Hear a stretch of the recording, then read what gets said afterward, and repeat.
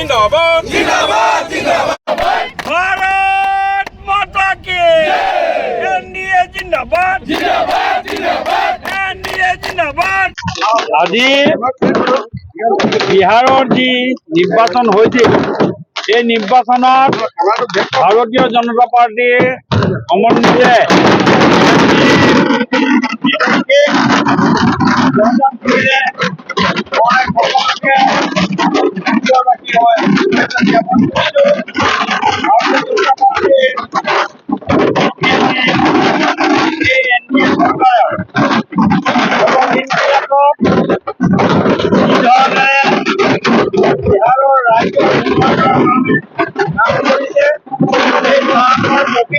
হিসাবে এইবাৰ এনডিএক 3 ডিজিটত 200তকৈ অধিক সিটত জয়লাভ কৰাই আকৌ শাসনৰ গাদীত নীতিশ কুমাৰক মুখ্যমন্ত্ৰী হিচাপে আজি ব্যৱস্থা কৰি দিছে। ইয়াৰ কাৰণে হ'ল উন্নয়ন।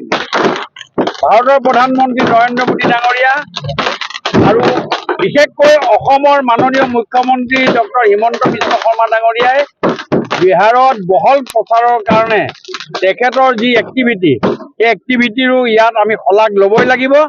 আৰু সমগ্ৰ দেশে আজি দেখিছে যে উন্নয়নৰ যি ধাৰাবাহিকতা এই উন্নয়নৰ ধাৰাবাহিকতাটো মানুহে সদায় বিশ্বাস কৰে আৰু ভাৰতীয় প্ৰধানমন্ত্ৰী নৰেন্দ্ৰ মোদী ডাঙৰীয়া আৰু নীতিশ কুমাৰৰ যি কাৰ্যদক্ষতা এই গোটেইখিনি কথাৰে আজি প্ৰমাণ কৰি দিছে।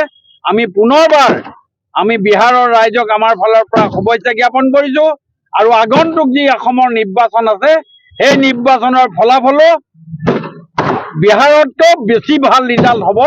তাৰে আজি আমাৰ এই ছেমি ফাইনেলত আমাৰ জয়লাভেৰে আমাক এইটো প্ৰমাণ কৰিছে। মহাগঠবন্ধনৰ ৰাহুল গান্ধীয়ে মূলতঃ বিহাৰৰ যি নিৰ্বাচনী বিষয়বস্তু ভোট চুৰি এটা ডাঙৰ আৰোপ কৰিছিলে বা অভিযোগ তুলিছিলে, তাৰ পিছতো এটা বিশেষ সফলতা অৰ্জন কৰিলে। এই ক্ষেত্ৰত কি ক'ব?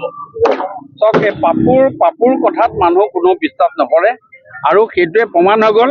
মই ভাবিছোঁ ৰাহুল গান্ধীয়ে সন্ন্যাস ল'ব লাগে, ৰাজনীতিৰ পৰা তেওঁ ওলাই যাব লাগে আৰু কংগ্ৰেছ দলত যেতিয়ালৈকে ৰাহুল গান্ধী থাকিব তেতিয়ালৈকে তেওঁ ভাৰতীয় জনতা পাৰ্টীৰ ষ্টাৰ কেম্পেইনাৰ হিচাপে তেওঁ থাকিব। এই কথাটো আজি প্ৰমাণ হৈ গৈছে।